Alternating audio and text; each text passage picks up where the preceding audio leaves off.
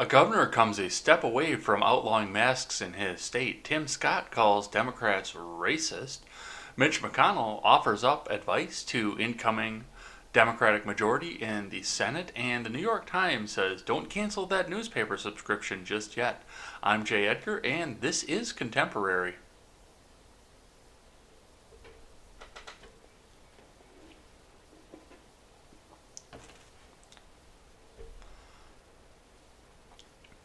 Good morning, folks, and welcome to Contemporary. My name is Jay Edgar, and we've got a ton to get to, but I say that every day because there's always a ton to get to when we're looking over at the news, and especially coming up into an election year. They love to pack it full because they definitely want you to be over there paying attention to the news and not how good President Trump is doing. But before we get started, head on over to freedomscoop.com. Freedomscoop.com is going to be your one-stop shop for all your news and commentary needs.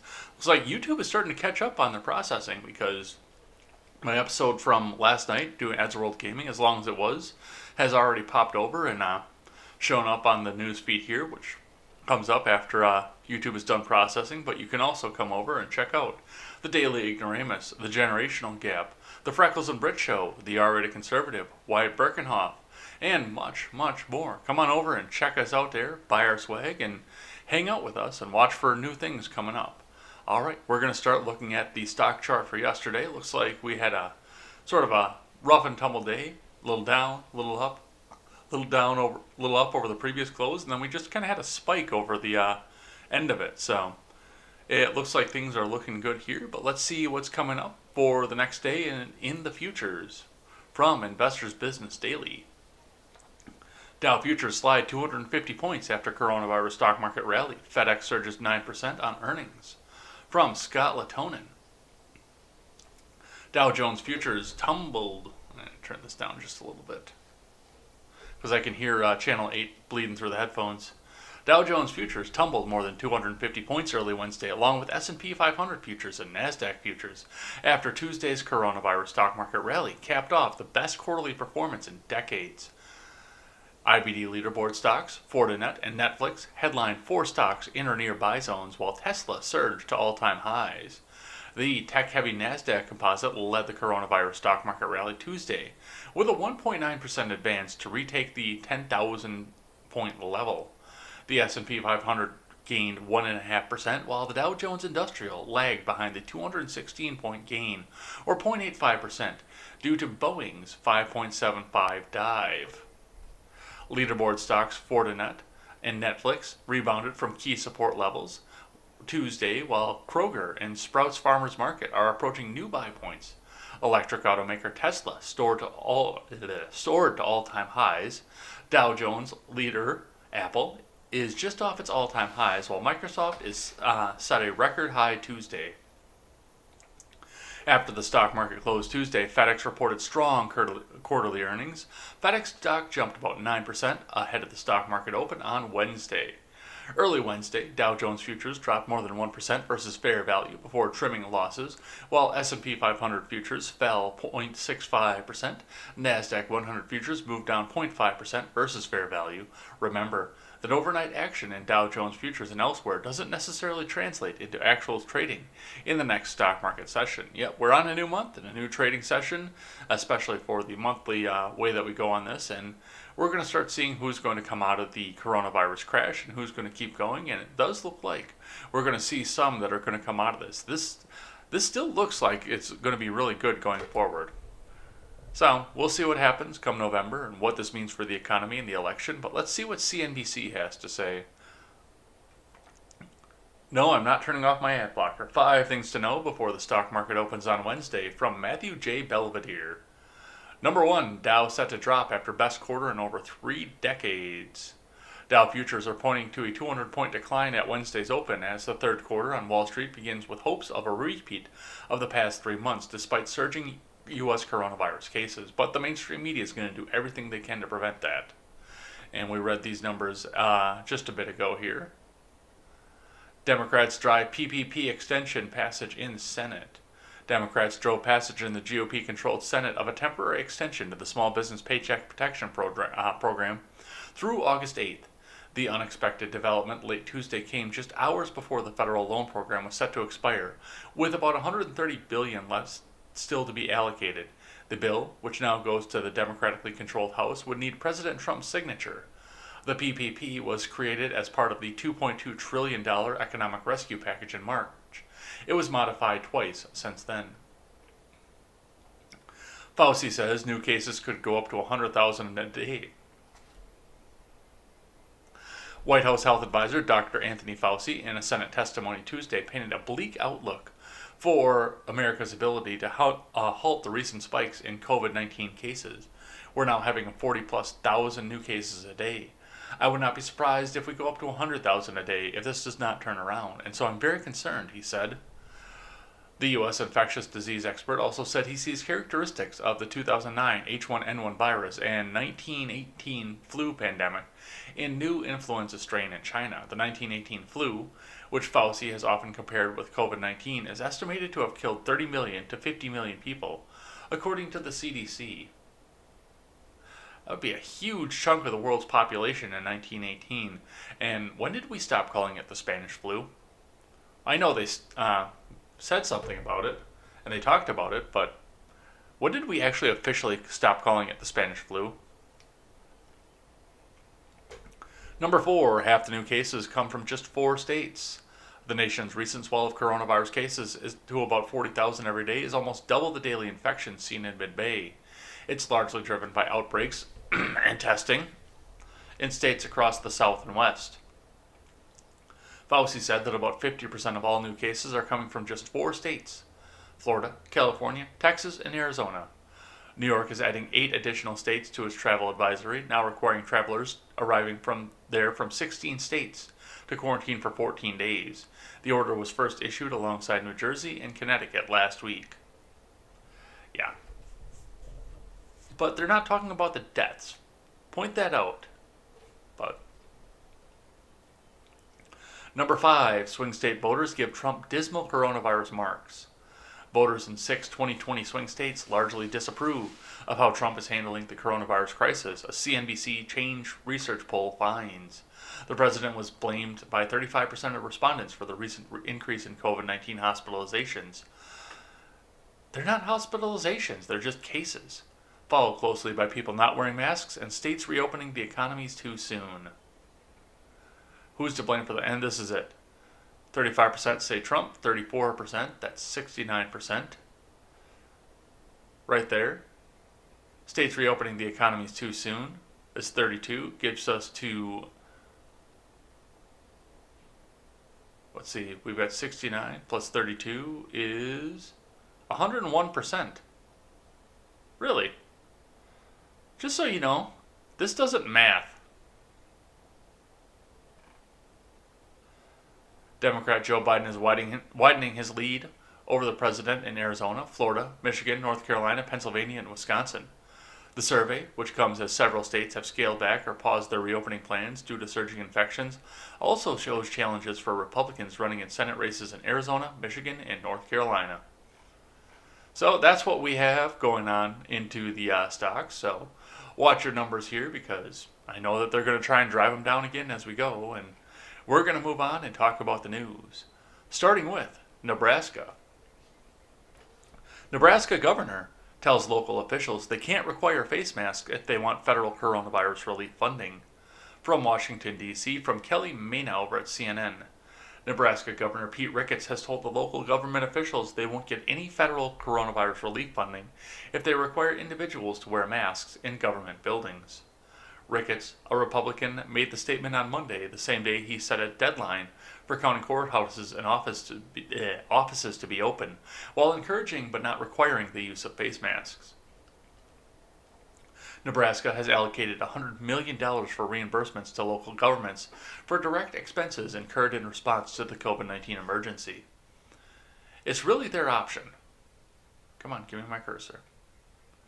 If they don't want to follow the guidelines, they won't be eligible for CARES Act money, but that's certainly their prerogative to do that, said Ricketts on Monday at his daily coronavirus briefing.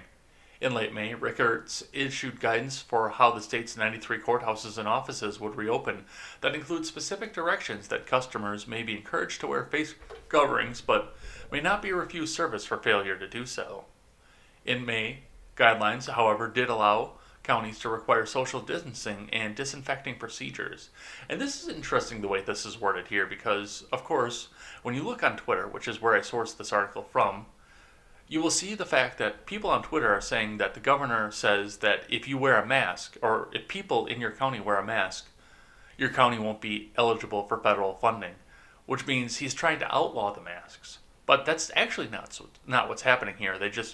That's the narrative they want to take because they want to go out and say that Nebraska is so terrible, it's so redneck, it's so backwards, we should just kick them out of the union or have them absorbed into another state so we can make our leftist utopia. Absorb Nebraska into another state and make DC a state, and then we'll have 50 again, and it'll be fine, it'll be great. But in reality, the freedom is still yours to wear the mask. If you want to wear it, that's your prerogative. If a private company says, I want you to wear a mask when you come in here, that's their prerogative. If you want to wear a mask into a government building, well, that's between you and the state because some people might think that they're getting robbed, but therein lies a little bit of the problem here. But, I mean, most of this is your own prerogative, and Nebraska sees that and goes with it. So, I'm not sure how this is going to turn out, but I know that a lot of people want to say that Nebraska is going to kill all of its residents. All right, let's keep going here from the Daily Wire. Trump administration buys up nearly entire global supply of new coronavirus treatment for Americans, from Ryan Saavedra. The Trump administration took drastic action this week to combat a possible second wave of coronavirus infections across the United States, buying up nearly the entire global supply of a new coronavirus treatment. The Trump administration secured more than 500,000 treatments, courses of remdesivir, the antiviral drug, manufactured by Gilead Sciences. The Telegraph reported that a massive buy represented the company's entire production for the month of July and 90% of the company's production output for August and September. President Trump has struck an amazing deal to ensure Americans have access to the first authorized therapeutic for COVID-19, says HHS Secretary Alex Azar. To the extent possible, we want to ensure that any American patient who needs remdesivir can get it. The Trump administration is doing everything in our power to learn more about the life-saving therapeutics for COVID-19 and secure access to these options for the American people.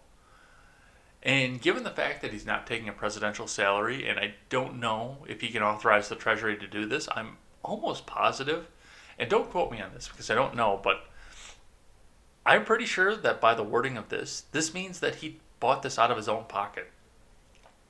He reached into the Trump administration, or the Trump, not the administration safe, but the Trump organization safe, and said, let's get some more remdesivir for the American people, which would be astounding. But I'm not sure how that's going to go, because I know that they're trying to say that it'll be $3,000 or more per dose, or per treatment rather, per citizen, as long as that person is insured. So I'm not sure where this goes, but I know that he wants the American people to get it. As reported by Reuters, remdesivir is expected to be in high demand as one of the only treatments so far shown to alter the course of COVID-19. After the intravenously administered medicine helped shorten the hospital recovery times in a clinical trial, it won emergency use authorization in the United States and full approval in Japan, Reuters explains. The drug is believed to be most effective in treating patients earlier in the course of the disease than dexamethasone, which reduced deaths in patients requiring supportive oxygen and those on a ventilator. Or, once again, and I keep saying this over and over again, there seems to be pretty good results from that hydroxychloroquine, but the media doesn't want to come back and talk about that anymore. All right, let's keep going here. From the Washington Post, archived of course because I'm not paying their paywall. New research explores conservative media misinformation may have intensified the severity of the pandemic. This is from Christopher Ingram. Coronavirus infections have surged in a number of states, setting the United States on a markedly different pandemic trajectory than other wealthy nations. There are many reasons our response to the pandemic, tied to more than 120,000 U.S. deaths, has faltered. That was a nice workaround there because they didn't say this time that 120,000 people were killed. by the virus, they said that it was tied to that, which is closer to the truth of people dying with coronavirus rather than from it. Experts say, including the lack of cohesive federal policy, missteps on testing and tracing, and a national culture emphasizing individualism. That's getting into some dangerous stuff right there. That's getting into some dangerous territory. In recent weeks, 3 studies have focused on conservative media's role in fostering confusion about the seriousness of the coronavirus. I know, it's so serious because it's an election year. Taken together, they paint a picture of a media ecosystem that amplifies misinformation. Well, that's about the most true thing that you've ever said. Too bad you're trying to point it at Fox News and the independent media. Entertains conspiracy theories and discourages audiences from taking concrete steps to protect themselves and others. The end result, according to one of these studies, is that infection and mortality rates are higher in places where one pundit who initially downplayed the severity of the pandemic, Fox News' Sean Hannity, reaches the largest audiences. It's Sean's fault. It really is. We're receiving an incredible number of studies and solid data showing that consuming far-right media and social media content was strongly associated with low concern about the virus at the onset of the pandemic, said Irene Pescetto, chief editor of the Harvard Kennedy School of Misinformation Review, which published one of the studies. Fear, heroin.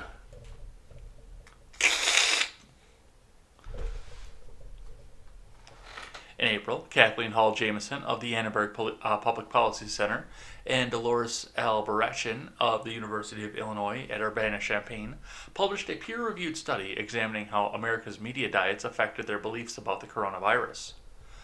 Administering a nationally representative phone survey with 1,008 respondents, they found that people who got most of the information from mainstream print and broadcast outlets tended to have an accurate assessment of the severity of the pandemic and the risks, but those who relied on conservative sources, such as Fox and Rush Limbaugh, were more likely to believe in conspiracy theories or unfounded rumors. Oh my God. Oh my God. Oh my fucking God. Washington Post is putting out an article saying that if you believe us, then you're going to have accurate information about coronavirus. But if you believe those other guys, you're going to be a conspiracy theorist. Oh my God. Just take the fucking mask off at this point. Just take the mask off and come out and say, believe us or else. And pay us. Because you dare us not read our article without paying us. And all I have to say to that is, haha, fuckers, I ain't paying you. Alright, but that's what they have to say. Let's keep going here. From Fox, New York City Council approves slashing of $1 billion from the New York Police Department budget. From Caitlin McFall. So, yeah, get rid of the cops, and then who's going to enforce your social distancing in your tax law? New York City lawmakers voted Tuesday on budget changes that shifted $1 billion from the New York City Police Department to programs that assist in youth and community development, a number that fell short of what many protesters in the city have demanded. The City Council said in a statement that the city's 2021 budget will include $837 million in cuts and transfers to the New York Police Department expense budget, which removes $1 billion from the New York Police Department spending when combined with associated costs. The amount is far less than what some protesters demanded. Representative Alexandria Ocasio-Cortez said earlier that $1.5 billion in cuts would be enough. But you have to, just disband the police department because we don't need them, because all they're doing is being racist out there. Defunding police means defunding police. It does not mean budget tricks or funny math, she said, one Twitter user wrote. This is like putting NYPD budget in Groucho Marx glasses and calling it a day. Corey Johnson, the city council speaker, said, the council fought hard to get where we are, but I know this is just a starting point and not an ending point. Ooh, we're going to start to see a lot of New Yorkers spread around the country, kids. Make sure they don't come to your area and vote their ideals in. He added the budget agreement was negotiated with focus on police reform, youth services, and achieving equity, particularly for low-income communities of color. New York City Council Minority Whip Joseph Borelli voted no against the budget cuts and said, "No, what we're doing will create a more violent city." Borelli added, "There were 72 shootings last week alone, and not one shot by an NYPD officer. We must always have safety, and we will in this city, but we're also going to amplify both safety and fairness by reaching our young people more deeply than ever before," Mayor Bill de Blasio said, speaking from a press conference on Tuesday. And that's what this budget is all about. Are they trying to lose this election? Are they trying to make this a red nation? I can't see any other endpoint to this. But I want to point something out. And let's back up here in this paragraph.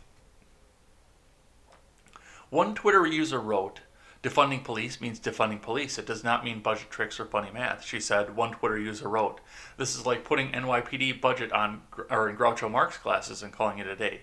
So, with this being said, another Twitter user that I ran across a while ago, and I should have actually screenshotted this because I wanted to use this at some point here, and this is why I wanted to keep this in mind. So another Twitter user said, "Y'all sure knew what you were talking about when you said defund Planned Parenthood." Which, of course, to that person, that particular user, meant that defunding Planned Parenthood means outlawing abortion entirely and shutting down the entire organization. That's not what it meant.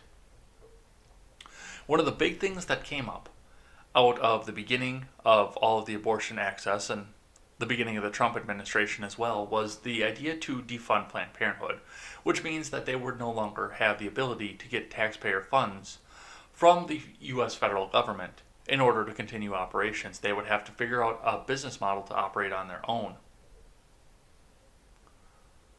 That didn't mean outlaw. That just meant that they had to go figure out how to do it on their own. Once again, that's not the case with the police. These people actually want to outlaw police entirely, while not considering the fact that rich people are going to go out and buy private security that you're not going to have access to. So there is a stark difference between the two sentiments, but, for these people, it's just one or the other, and they'll twist the right's words into whatever they want them to believe. So that's what's happening up in New York. Let's see what's happening in my neck of the woods from the Daily Wire. Wisconsin students want to tear down statue of Abraham Lincoln, a single-handed symbol of white supremacy. No. Not in the least. But let's see what Daily Wire News has to say about it. Student activists at the University of Wisconsin-Madison are calling for the statue of former President Lincoln, who ended slavery, to be removed because they say Lincoln is a symbol of white supremacy. Two student organizations, the Black Student Union and the Student Inclusion Coalition, pushed for the statue's removal in early June, days after George Floyd died in Minneapolis police custody and protests erupted nationally over racial injustice, the Wisconsin State Journal reported. The students' efforts gained newfound attention after protesters tore down two other statues in the state capitol earlier this week. One of Civil War abolitionist Hans Christian Heg, and another of a female figure that represents the state's forward motto. Heg was an abolitionist who died trying to end slavery during the Civil War, the Milwaukee Journal-Sentinel reported. The female figure that represented the state's forward motto was an allegory of devotion and progress, according to the Wisconsin Historical Society. The statue of Lincoln has been on the campus for well over 100 years and sits at the top of Bascom Hill. Black Student Union President Nala McWhorter told the local newspaper for him to be at the top of Bascom as a powerful placement on our campus, it's single-handedly a symbol of white supremacy. So, that's what they want to do. They just want to eliminate the fact that Lincoln was in there and he fought the war to end the slaves, or at least that's what they try to tell you. Of course, he fought the war to bring back the territory into the United States and the agriculture that came with it, but if you ask anybody on the left, the war was about nothing but slavery. And he fought the war to end slavery. So, and now they want to take him down, which is really interesting, to say the least. So, I don't know that that's going to happen. I'm pretty sure that Evers is going to put a stop to that at some point, but it'll be interesting to watch. I can't wait to see what 2020 is like without any history. It's going to be great. Just ask them. All right, speaking of racism, Tim Scott blasts liberal Democrats for sending him racist messages, audacious, repugnant behavior. From Victor Garcia. Senator Tim Scott told The Story Tuesday that liberal Democrats were responsible for the offensive voicemail message he received at the height of his push for police reform. Scott, the lone black Republican senator, played the message for his Republican colleagues during a closed-door lunch last week. We had dozens, more than a dozen of them, Scott told the host Martha McCallum. I only played 2 of them, which were the most racially offensive comments from liberals in this country. They called to say I was in their crosshairs. It was so profanity-laced, you can't play 5 seconds of those videos on your show because there are that many F-bombs, the N-word, by liberal Democrats, causing a stir in my office, threatening my life. It's the most audacious, repugnant behavior I've ever seen in a very long time. Scott also responded to the House Majority Whip James Clyburn's claim earlier in the program that Senate Majority Leader Mitch McConnell was the reason Democrats blocked debate on Scott's police reform last week. Clyburn told McCallum that Scott's frustration over the failure of this bill ought to be with Mitch McConnell and added that the Majority Leader should have let Scott work with Senators Booker and Harris on bipartisan legislation. I had multiple conversations with Democrats, including those 2, about what they saw that needed to be changed in the bill, Scott told host Martha McCallum. Now, I offered them 20 amendments to do the changing. They still walked away from the opportunity because they want to run on this in November. Scott admitted, I would certainly add to my legislation a ban of carotid chokeholds, but if that is our disagreement, that's solved in 30 seconds. Scott also reacted to a viral video taken last week of a white female protester screaming at a group of police officers. One of the officers, who is white, tells the woman not to address him on the issues because his wife is black, prompting the protester to ask the officer for proof and produce a picture. Docs? So, this is the party of tolerance and inclusion. And they're totally not racist unless the black person doesn't do what they want them to do or runs as a Republican. This is insane to watch. This is absolutely insane to watch. And it's just getting worse as we go along here. I can't believe that they're being this open with it. I wonder how many of those messages said Uncle Tom, because I bet you it was a lot of them. Alright, but we got to keep going here. Alright, Anthony Mackie scolds Marvel, racist that only Black Panther had an all-black crew. From Paul Bois. Actor Anthony Mackie, who plays the superhero Falcon in Marvel Cinematic Universe, scolded the franchise for essentially segregating the movie Black Panther to be the only movie with a primarily black crew. Speaking with actor Daveed Diggs on Variety's Actors on Actors issue, the Captain America Winter Soldier star expressed frustration with the lack of diversity behind the camera in the MCU for movies that are not Black Panther. What are ways that you find yourself interacting with the movement? Diggs asked Mackie. I find a lot of my interactions are just trying to make things better in the gigs I have in front of me. How can I affect different kinds of representation? What is the thing you feel compelled to do? What is your participation in the movement?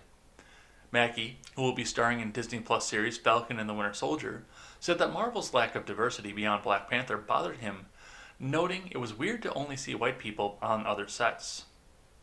When The Falcon and Winter Soldier comes out, I'm the lead, Mackie said. When Snowpiercer comes out, you're the lead. We have the power and the ability to ask those questions. It really bothered me that I've done 7 Marvel movies where every producer, every director, every stunt person, every costume designer, every PA, every single person has been white. We've had one black producer. His name was Nate Moore, Mackie continued. He produced Black Panther, but when you do Black Panther, you have a black director, black producer, black costume designer, black stunt choreographer, and I'm like, that's more racist than anything else. Because if you can only hire black people for the black movie, are you saying they're not good enough when you have the mostly white cast? These are good questions to ask, and especially going forward on this. And I actually enjoy Anthony Mackie's work, I really do. I was a little afraid when he started out, when Altered Carbon, that was the one I was looking for, when that started out in the second season, I was a little nervous to the fact that he was just going to be a diversity hire for that, and he wasn't going to play the role as well as the previous season. But, I mean, Anthony Mackie really fit the role of Takeshi Kovacs. He did really well with that, and I really enjoyed the second season with him. It was a lot of fun. And he's a good actor. But once again, I do have to say, your interest isn't in politics, and I'm glad you're bringing up the message, but you're best at pretending to be other people. So I think you should stick to that at this point. Although, on the other hand, I do say that it's admirable that he brings up the situation as well. So I'm torn on this one. I really am. But we'll see what happens going forward. All right, from Newsweek, pressure builds on Zuckerberg as Facebook rivals dump Trump, from Jason Lemon.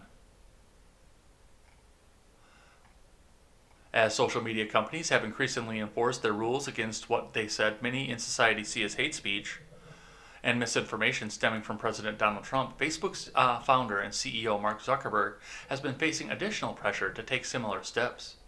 A growing number of prominent businesses and organizations, including Ford, Coca-Cola, Starbucks, Adidas, HP, and Best Buy, have announced plans to suspend or reevaluate advertising on Facebook and other social media due to concerns over how the platforms handle racist, violent, and hateful rhetoric. Meanwhile, Facebook, Twitter, Twitch, and Snapchat have all taken action in recent days to remove or flag content from Trump or his campaign that they say violate their community guidelines. Josh Pasek, an associate professor of communication and media at the University of Michigan, told Newsweek that Facebook cannot fully escape these challenges. If they want to regain the user's trust, they should focus on transparency. Facebook has to do more to make clear what content they consider overstepping and what they will censure, and when they will censure it, Pasek said. Angelo Carusone, president of the nonprofit Media Matters for America, told Newsweek that Facebook should have dealt with these issues long ago. The issues fueling criticism have been well known, widespread, and worse, the result of intentional decisions and actions taken by the platform. The public recognizes the civil rights, community recognizes it, and now the advertising is recognizing it, Carusone said. If they want people to take their response seriously, then they need to get serious. Although social media companies have long faced criticism and scrutiny for how they enforce their community guidelines, the conversation came to a head when Twitter for the first time included a fact check on tweets from Trump about mail-in voting on May 27th. A couple days later, amid nationwide protests over the death of Floyd in police custody, Twitter took the extraordinary step of flagging a tweet from the president which included the phrase, "When the looting starts, the shooting starts." Zuckerberg responded to the controversy over misinformation and controversial speech by initially leaning into his company's policy to not fact-check politicians. So this is big. This is huge. And like they say, I mean, it is a private company, but it is the public square and the public marketplace for ideas. And yes, if you are starting to censor ideas, you're not a platform anymore, you're a publisher. So there are a couple things that go along with this as well, but I mean, one of the other things to go with this is they're going to torch Trump's Twitter account at some point. It's going to happen. They're just going to torch it. It's going to be gone. And he's not going to have any way to communicate with the masses. And Tim Pool, in his monologue over the weekend, came out and said that Trump should just join Parler or Gab or Minds or one of these other platforms while still being on Twitter so he can start directing people away. And then these people are going to go in droves to these other platforms, which will probably lead to censorship in the long run at the end, but they'll give him a long time that he can talk directly to the people. I'm not ready to go to Parler yet, because it is an echo chamber at this point. I'm not ready to go over there. But I'm getting close. And the reason that I stay on Twitter is because I want to actually engage with some of these left-wingers and try and break down their arguments for them. For the most part, they block you because they don't want their arguments broken down because they think that they're right and it's a religious right and they're not allowed to be disproved. But some of them do sit down and rethink their abilities after the argument. Some of them have the conversation. Sometimes you do work together. But once you're on Gab and Parler, it's all one side. And I'm not ready to do that yet. All right, let's keep going here from CNN. Also on the same strain, the Facebook ad boycott is starting to rattle investors, from Kaya Urif. After several days of largely shrugging off news about a growing Facebook advertiser boycott, investors now appear to be taking notice. Shares of Facebook fell nearly 3% in early trading Monday before rebounding after big brands such as Starbucks, Coca-Cola, and Hershey's said they would pause spending on the social media platform over concerns about its handling of misinformation and hate speech. The dip comes after Facebook stock ended on Friday down 8% on news that Unilever, the massive household goods company, would halt advertising on Facebook and Twitter for the rest of the year. Twitter stock saw a similar decline on Friday. The stock moves highlight a new uncertainty about just how much the boycott would dent Facebook's ad sales machine. Much of the Facebook's ad revenue comes from small and medium-sized businesses, potentially insulating it from much of the revenue shortfall from the boycott. But some brands, like Starbucks, do rank high on the list of biggest ad spenders on Facebook, according to estimates by Pathmatics, a market intelligence firm. Facebook needs to address this issue quickly and effectively in order to stop advertising exits from potentially spiraling out of control, said Bradley Gatsworth, Chief Technology Strategist at Wedbush Securities. And once again, we're looking at this interesting. And I mean, they have a point to that. I don't use Facebook or anything other than basically streaming videos to this point. Every once in a while, once in a great while, I'll comment on somebody's post because I actually opened it up long enough to see somebody's post. But that's very rare at this point. But I do notice when I do go on there that almost every time I go on there, there's an alert right at the top saying that I've got an unused credit to advertise on Facebook because of my fan page for Eddsworld that I have over there.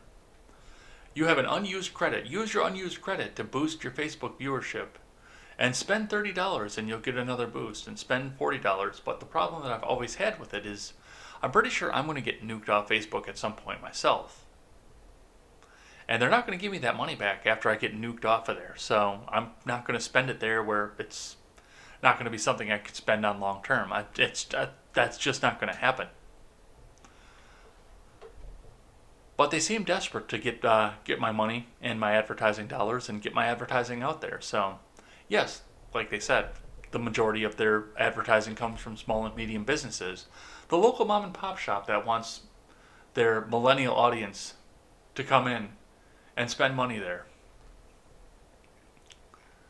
So it's an interesting idea to see what's going on with it, and if this is actually going to affect Facebook or not. The investors sure notice it, but I don't know if it's going to be a long-term thing. Let's keep going here from Fox Business.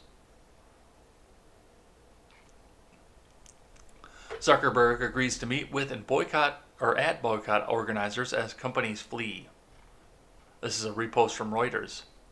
Advertisements for more than 400 brands, including Coca-Cola and Starbucks, are due to vanish. Wow, I didn't get enough sleep last night. I can't form sentences and words. I feel like Joe Biden up here.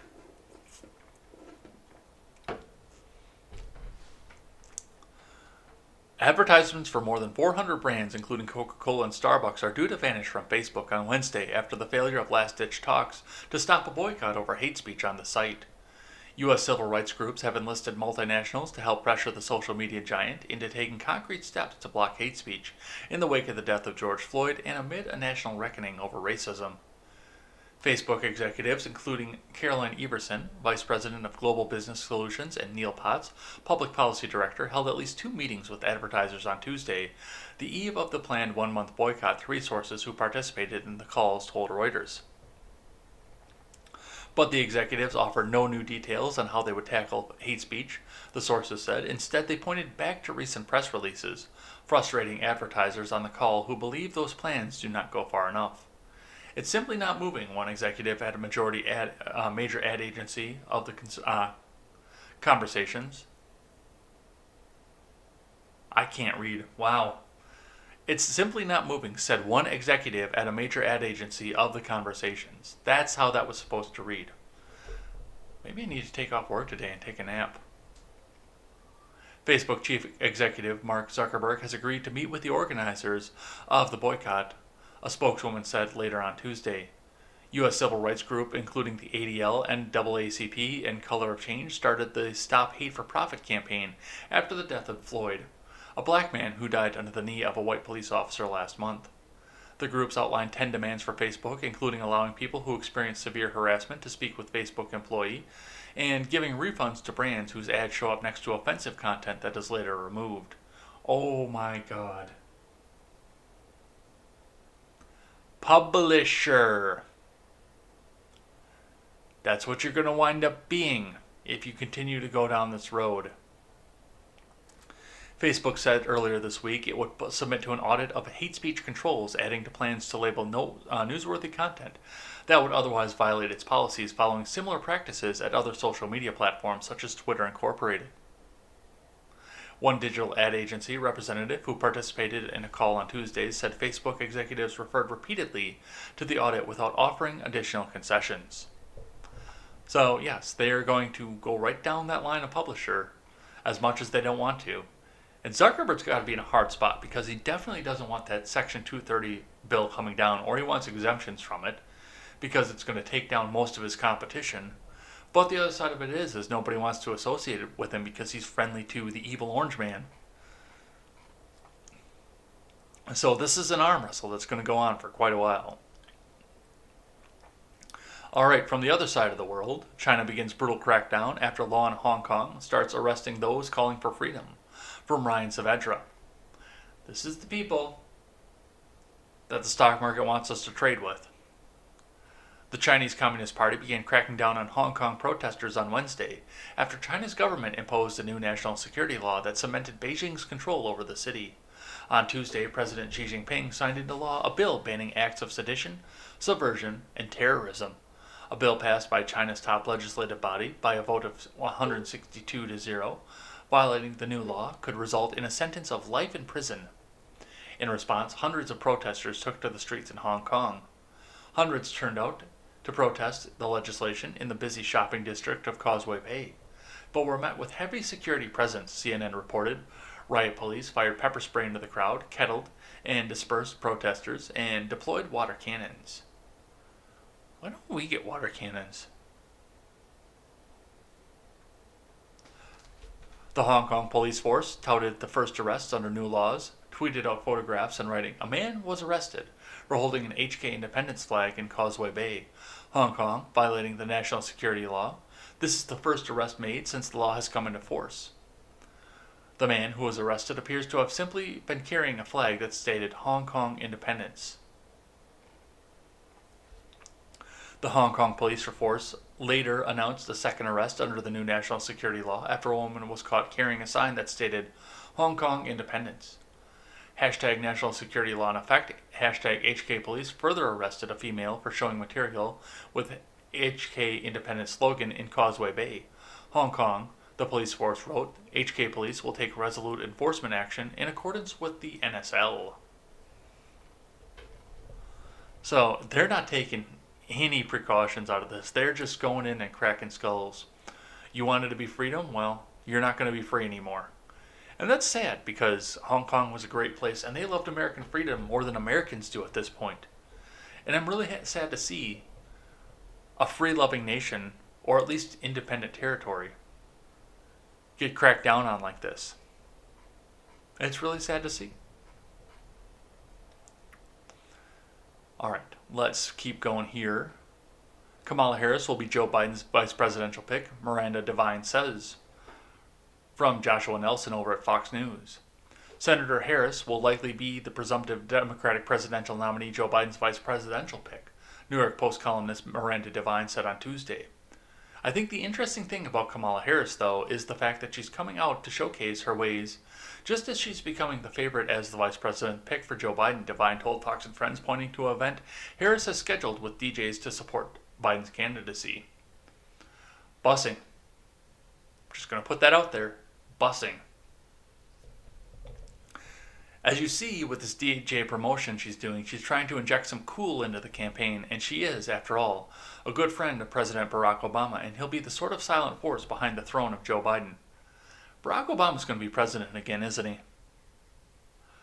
Meanwhile, past praise for the late Cuban dictator Fidel Castro has some Miami area Democrats worried about a lawmaker said to be in the running to join the Joe Biden ticket. Representative Karen Bass, a Los Angeles Democrat who heads the Congressional Black Caucus, referred to Castro as commended en jefe after he died in 2016 and called his passing a great loss to the people of Cuba, Politico reported. The phrase base used translates to commander-in-chief. Democrats speaking out against Base's apparent admiration for the late dictator who led the Cuban Revolution in the 1950s was a thorn in the side of U.S. presidents for half a century, including U.S. Representative Donna Shalala and Miami State Rep. Javier Fernandez. Devine said Democrats are trying to hold their monopoly on the black vote. And that's what it is, right there. While President Trump bids to court African Americans, Devine also said Biden will choose a woman of color as vice president to help court black voters. The fact that President Trump has quietly been wooing the black vote and doing quite well, and I think that has been a real shock for Democrats. They're desperately trying to hold on to that monopoly on the black vote, Devine said. Collectivism, collectivism, collectivism. Why is it collectivism okay when they do it? Of course, Joe Biden made the almighty gaffe earlier on when he told a radio talk show host, a black talk show host, when you vote for Trump, you ain't black. No, he said if you don't know if you're going to vote for Biden or not, you're not black. I think that was a real gaffe that was played down by the campaign since Joe Biden already said that he's going to choose a woman as his running mate. Now he's under pressure to choose a woman of color. I have one thing to say to the Biden camp courting Kamala Harris right now. Do it! Because that will be the single spear that ends your campaign right there. Kamala Harris is a cop. I don't care what it is, and not to mention the whole busing thing, but above everything else, Kamala Harris is a cop. In a system where cops are no longer to be trusted, Kamala Harris is a cop. I want to see how that goes over. I can't. It's like they're trying to lose. Or trying to breed complacency so Trump voters think that they're trying to lose. I don't even know at this point. Let's keep going here. From Axios, Amy McGrath wins Kentucky Democratic Senate primary from Ursula Perano. Retired Marine fighter pilot Amy McGrath defeated State Representative Charles Booker in the race for Kentucky's Democratic Senate nomination, the AP announced on Tuesday. Why it matters. McGrath was deemed an establishment favorite until Booker's progressive candidacy surged following Black Lives Matter protests.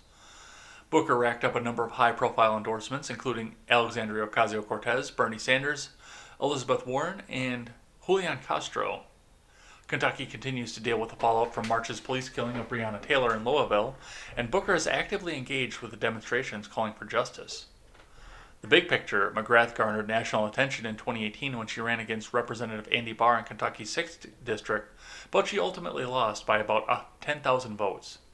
She will now take on incumbent Senate Majority Leader Mitch McConnell in November, in what's likely going to be an expensive race as fundraising machines for both parties gear up. However, McConnell is still the prohibitive favorite. Cook Political Report rates the race as likely Republican.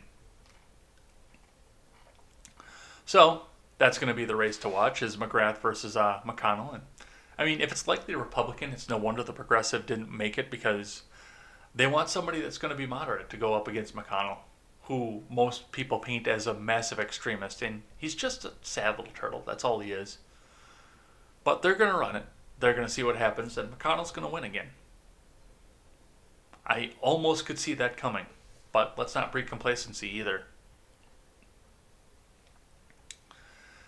In another story here, Trump congratulates Boebert for win in Colorado primary, from Edmund DeMarsh. President Trump congratulated Lauren Boebert late Tuesday night after the pro-gun businesswoman defeated Representative Scott Tipton, who represented his Colorado district for 5 terms in Congress. "Congratulations on a really great win," Trump tweeted. Trump's tweet linked to a post from her Twitter account from back in May, where she described herself as a tough fighter against socialism and an advocate for the Second Amendment. "I refuse to send my children into a socialist nation," the mother of 4 said. "Their freedom is my motivator. Threaten the liberty of Americans, and I'll be there to hold you accountable." U.S. House, CO03, Hell No Beto, at Beto O'Rourke. Boebert, the owner of Shooter's Grill in Rifle, Colorado, confronted Beto O'Rourke when he was a Democratic presidential candidate. He stopped in Denver she questioned him on suggestions that he made regarding confiscating guns.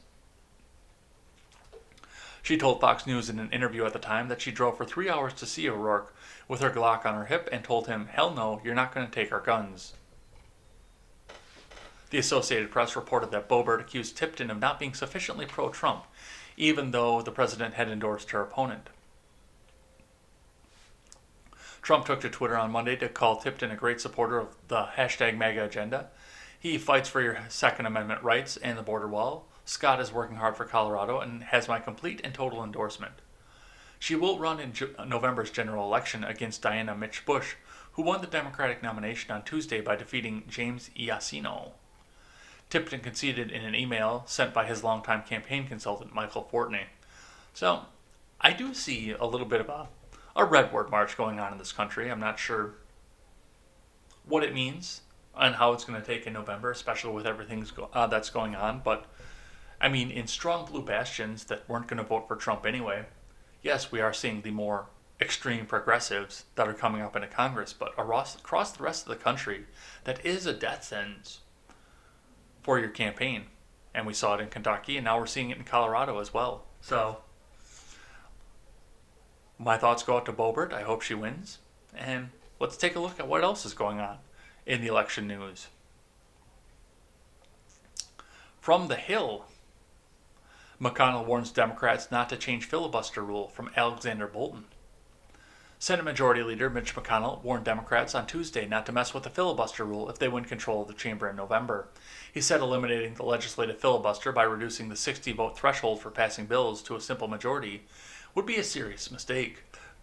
The important thing for our Democratic friends is to remember that you may not be in total control in the future, and anytime you start fiddling around with the rules of the Senate, I think you always need to put yourself in the other fellow's shoes and just imagine what might happen when the wind shifts, McConnell told reporters when asked about an uptick in discussions among Democrats about changing the filibuster rule if former Vice President Joe Biden wins the White House and they capture the Senate. McConnell defended his decision in 2017 to eliminate the 60-vote threshold for Supreme Court nominees, arguing that the controversial rules change brought the Senate back to its long-standing tradition of confirming justices by simple majority votes. Didn't Harry Reid do that to get Kagan in? I know that the Hill is no friend to Republicans, but I'm pretty positive that Harry Reid did that for Kagan. McConnell also argued that his decision to scrap the filibuster for Supreme Court nominees, a move that came after his predecessor, former Senate Majority Leader Harry Reid, ended the minority party's vote to filibuster executive branch and most judicial nominees, wasn't really revolutionary. Okay, so he did it for judges, and then McConnell took it for nominees. I see what they did. He noted that filibusters of judicial and executive branch nominees were a recent phenomenon. Even though it was possible on the executive calendar to filibuster nominees, it just wasn't done until Bush 43 got elected, he said, referring to the former President George W. Bush. McConnell said Senate Minority Leader Charles Schumer, who was elected to the Senate in 1998, was the ringleader of shifting Senate strategy on opposing presidential nominees during the Bush administration. Fact check true. That would be a revolution and turn the Senate into the House. What would be a revolution and turn the Senate into the House would be to change the legislative filibuster, he said. So do I feel strongly about it? You bet.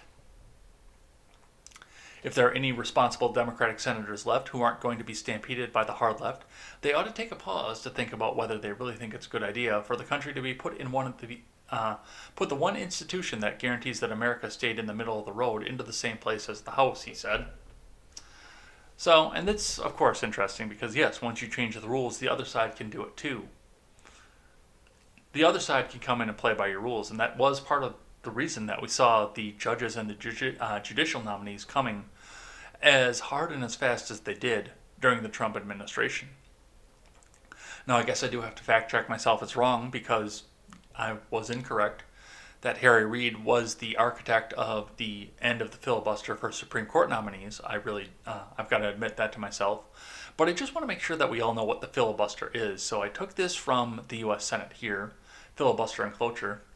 Using the filibuster to delay or block legislative action has a long history.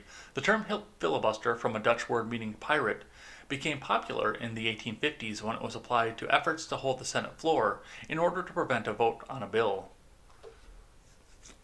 In 1917, senators adopted a rule by the urging of President Wilson that allowed the Senate to end debate with a two-thirds majority vote, a device known as cloture. The new Senate rule was put to the test in 1919 when the Senate invoked cloture to end a filibuster against the Treaty of Versailles. Even with the new cloture rule, filibusters remained an effective means to block legislation. And what it essentially is somebody stands down on the floor to force people not to vote. So they'll sit there and they'll recite Shakespeare or something else. I mean, there have been some 60-hour filibusters that have gone down to prevent the votes. As long as they're debating, they're not allowed to vote.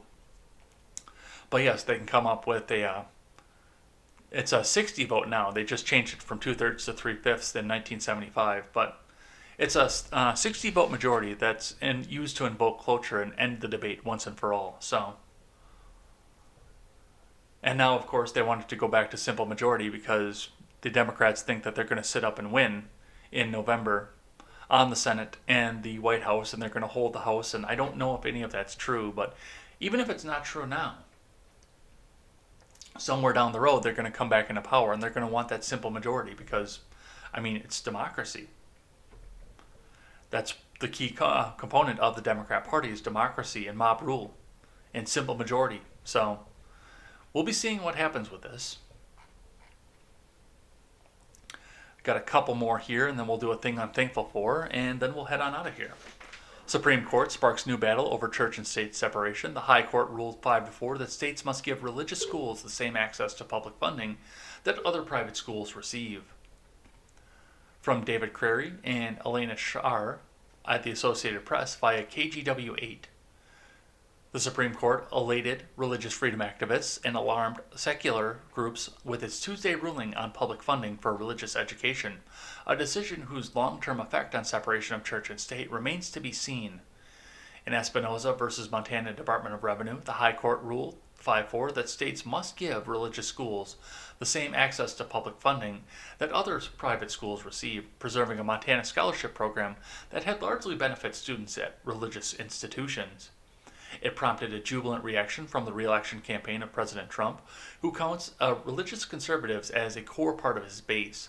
The campaign lauded the decision as a victory for educational freedom, underscoring its importance for a White House that often spotlights religious liberty. Sister Dale McDonald, public policy director of the National Catholic Education Association, said the ruling has the potential to stem nationwide enrollment declines at Roman Catholic schools that are forcing the closure of hundreds of institutions. This is a chance to get public schools and religious schools on equal footing, McConnell said, adding that the extent of change would depend on how many state legislatures opt to expand tuition assistance. And this was, first off, this came out as a blow against the separation of church and state, which is the only part of the First Amendment that the left knows about at this point. But furthermore, as you look along with this and as you go along with this opens up the access, and you can't discriminate based on ideology. That would violate the separation of church and state as it is. The state shall make no law abridging the practice of religion. So there's so many things that go along with this. It's a complicated situation nonetheless, but there are a lot of things that go along with this. But the big thing, of course, is the fact that there are funds set aside for choice programs for private schools to get people out of the public schools that are failing and give them a voucher in order to go to these private schools. But in most states, especially like Montana, as we saw, they were not intended to go to religious schools. But the Supreme Court ruling puts the religious schools on equal footing so that they can compete with the more secular counterparts. And I think this is a good thing. If you want to send your kid to a Catholic school and you have the choice voucher to do so, why not? Choice is right in the name. Why do you have to limit yourself out to just secular schools? I don't know. But I think this is going to be a good thing. I really do. And not just for the electoral law thing. I think this is going to be a good thing for the culture. And I think a lot of parents are going to choose to go or send their kids to a Catholic school rather than just go to some secular private school. I think this is going in the right direction. I really do. I can also close this tab now and stop seeing the video play and listening to it through the headphones. Alright, last one that I have here from the New York Times, archived of course. Don't cancel that newspaper subscription, from Margaret Wrinkle, opinion writer over the New York Times. In 1954, a man called the city desk of the Tennessean, Nashville's daily morning newspaper, to say he was planning to take his own life by jumping from the Shelby Avenue Bridge. If the paper wanted the story, he said, they should send a reporter. At the scene, a young journalist named John Siegenthaler spent 40 minutes talking with a man who was sitting astride a gas pipe that ran beneath the bridge's railing.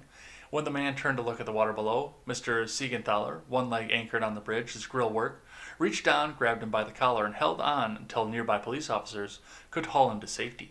Today, the historic bridge, which spans the Cumberland River, is known as the John Siegenthaler Pedestrian Bridge, to honor the journalist who risked his life to save another's, and got front-page byline in the process. Mr. Siegenthaler was a journalist with the Tennessean for 43 years.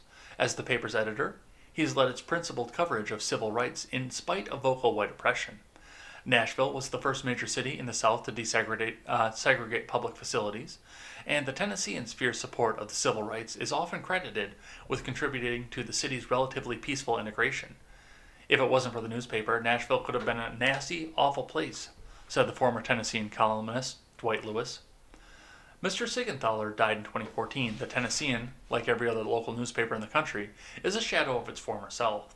Smaller, thinner, slighter, diminished in every measurable way, even before the coronavirus pandemic shut down the economy and took advertising revenue with it. The Tennessean had already endured round after round of layoffs as its parent company, Gannett, struggled. Its decline accelerated last year when Gannett merged with Gatehouse Media, a company known for the ransacking of local journalism, as Boston Magazine put it. A staggering 7,800 journalists lost their jobs in 2019, according to Business Insider.